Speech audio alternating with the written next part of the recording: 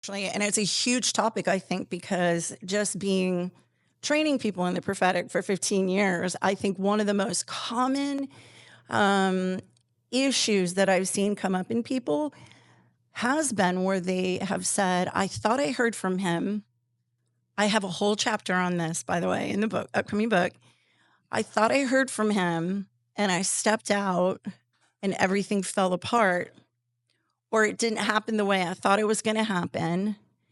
And what happens with a lot of people in those cases, they're offended.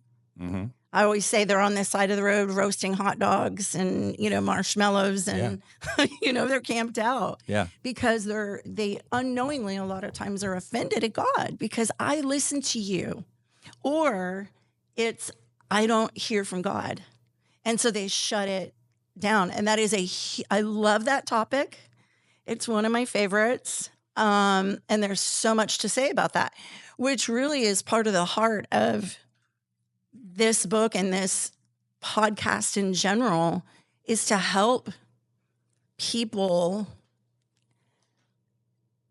understand that journey. But that doesn't mean that you're always going to walk out, follow God, and it's going to be the way you expect, or just absolutely roses and chocolate and rainbows. Yeah. And that's a real misunderstanding that people have.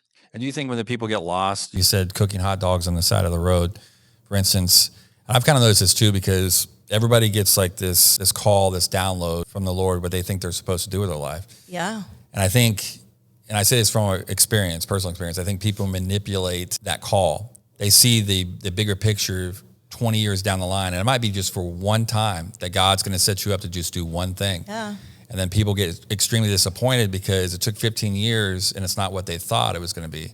Yeah.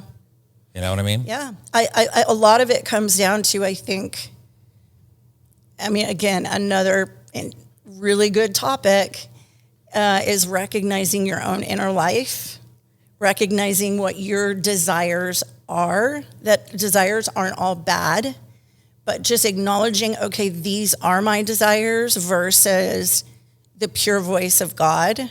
Doesn't make one bad and one good. It's just being able to discern between the two, right? Because you don't want to just follow desire.